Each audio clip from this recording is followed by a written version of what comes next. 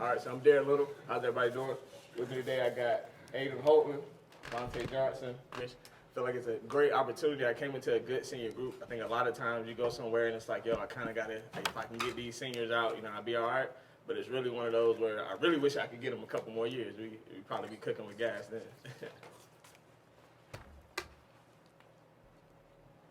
Coach, what do you see coming into this season as a brand new coach? It's going to be interesting. I've had opportunities to manage games before, but I think I'll really be evaluating myself, just really seeing how well I can do it, how well we can get the guys to mesh together, which I think we've done a pretty good job of that so far. The biggest thing is just getting them boys to execute, man. All right, your mama went to Chatham Central. Yep. I want to know, who was happier that you got this job, you or her? Probably her, hands down. Hands down. What'd she have to say? Can you tell us what she had to say?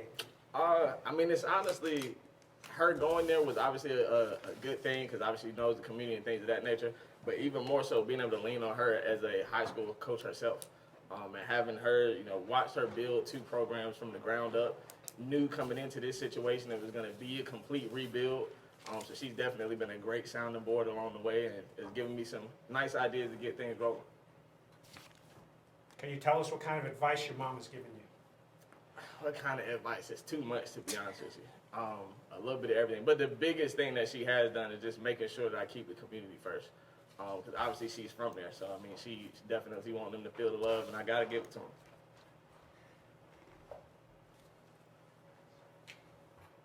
All right. If no one else is going to ask questions, I'll keep asking questions.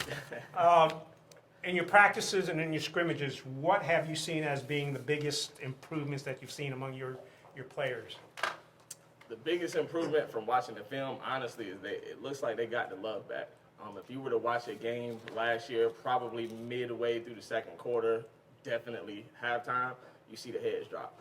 And they probably felt like, hey, we out of this one, we don't have a chance. You look at them right now, obviously we got to get them in shape. But outside of that, they ain't afraid of nothing. I pretty much threw them through the ringer, put them through the fire, and nobody ran away. They all came back on more, and that's all you can ask for. You got 6 players up there with you. Can you tell us a little bit about each one of them and the improvement that you've seen over this practice period? Gotcha. Well, Aiden is going to lead up our offensive line for us. He's probably the brightest that we got. Pretty strong kid. The biggest thing with him is, we got to keep him healthy. If we can keep him healthy this year, that offensive line will be pretty good. Devonte, obviously everybody knows that's Speedy Gonzalez. He's the fast guy. He's coming back with the most production as far as offensively last year. So we got to find a couple different ways to get him the ball other than just at running back. River coming back for us at quarterback this year gives us a little bit of experience. He's played the position before. He's being put in a different situation than he has been. So I think he's really growing with it, and he's kind of taking it strong with him. Omar right here that's the hit man. He's going to bring the pain with him, and we're unleashing him into a different position, something new for him, but it's something that he definitely likes, and it's going to give him the opportunity to really just play ball. Aiden is coming back. He did not play last year. He hasn't played since he was a freshman, but, obviously 6'3" and can jump. He can find the football very, very well. He actually did a good job of that as a freshman, so the good thing is he's a junior, so we get another year to really develop him and see what all he can be. But he's given us a great opportunity on the edge to be able to get the ball downfield. And then we got Connor, who is pretty much our combo guy. He's the middle linebacker. He's going to run the defense. He's also the H-back for us. He's involved heavily in the run game as well as the pass game. A very physical kid now. I think he may have been a little shy of it in previous years, but when you stick him in there and you tell him he's got no choice but to stay in the fire, he's kind of growing to it, and I think he's starting to like it. So we're very interested to see what he does for us this year. Right.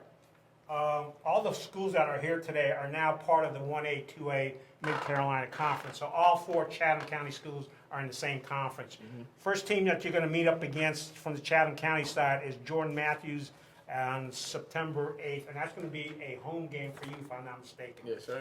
How are you prepping for that game? The biggest thing is knowing who they got. They got some talent here. It's not shocking. It's not surprising. They got some juice. The biggest thing is we got to try to contain it. That's the biggest thing. But outside of that, we just going to focus on us right now. The wins are going to come down the line. The biggest thing that we're trying to do right now is change the culture and bring the excitement back. So, we want to have a very, very very, very nice experience that night. And hopefully, you know, it'll be even nicer if we can come out with a win. A lot of first-year coaches say they're trying to change the culture. When you say, I'm trying to change the culture, tell me what you mean by that. The biggest thing is, like I said earlier, you know, those guys at halftime, they felt like they were out of the game. Heads were down. I cannot tell you, and I'll say it in front of them, cannot tell you that all of them loved football last year. When you look at us right now and you come to the practices and the different excitement things that we're changing, they have that love back, and they're ready to play ball. So that's the first part of the culture. The rest of it is getting the rest of the community to do the same thing. And I think with a couple weeks of watching what we do in the product that we're putting out on Friday nights, they'll definitely do it. In a short period of time that you've had them in the practices and scrimmages, what are a few things that put the biggest smile on your face? Just lining up correctly. I'm being dead serious. You know, these guys are going into week 3 of a completely new offense, completely new defense. We've changed everything, and the fact that they can grasp that, line up the correct way, that is always the first thing. You know, and if we're going to struggle with anything, I would much rather us struggle with the football portion, because we know that's going to happen. You know, the plays is going to come. They'll make plays here and there. But just knowing how to line up and do their assignment, that's going to be gold for me. Chatham County Schools do not have a middle school football program. Hypothetically speaking, I'm not trying to put you on the spot here, what are your feelings about school systems that have middle school football? I'm the type of guy, man, I'm going to tell you, don't bring me a problem, bring me a solution.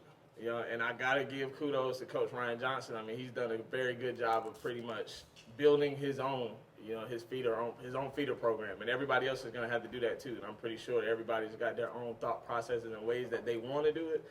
But Chatham County hasn't had football, middle school football, since forever. So it ain't no reason for us to complain like it was here before and now it's not. You know, at the end of the day, we can either make do or keep complaining and watch nothing happen. I got one last question. What was the toughest question they asked you during the interview process? The toughest question that she asked me, my 5-year plan, that was the toughest question. Can you share your 5-year plan with us? Yeah, I mean, at the end of the day, if 5 years from now we can say that we've got a functioning JV program, then we'll move on to the next phase. But that's what we're working on right now, building up the numbers and really trying to bring back football to the community. One question for any of the players. What have you learned from your new coach the last few weeks? That's a trick question. Don't get in It's trouble. not a trick question. It's an honest Get in question. trouble.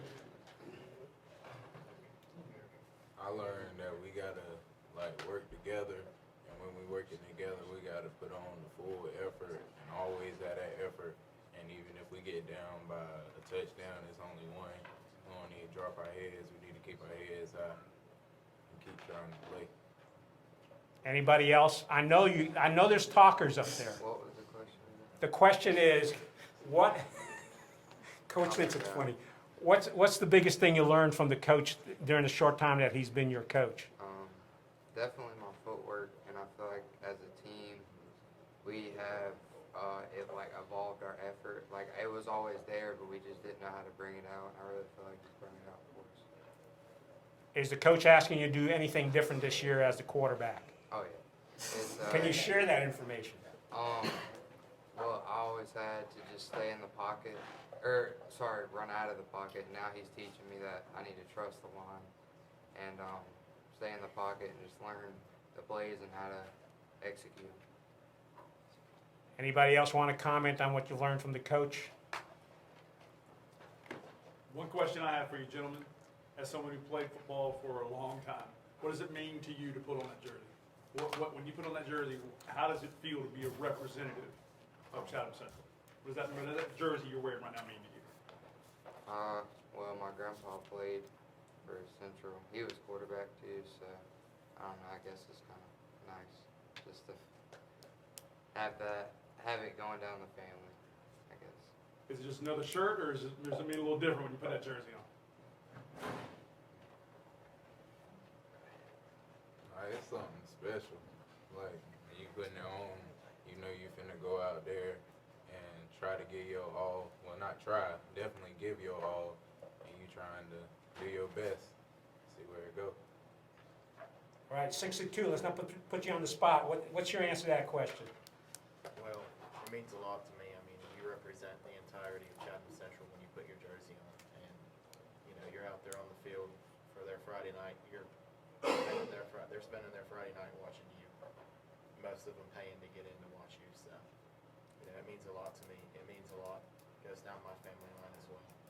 I've had 3 linemen in my family, so. So it's a family tradition.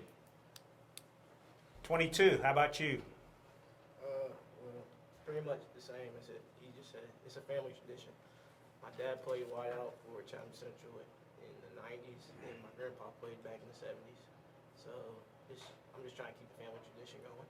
Can I see a show of hands of whose dad played football? 4 of you, okay. No, 3 of you, okay. Well, number 11, how about putting on that uniform? What's that mean to you? My uncle played Buller Johnson, David Johnson. He used to be running back. And I kind of played because of him, so that's it.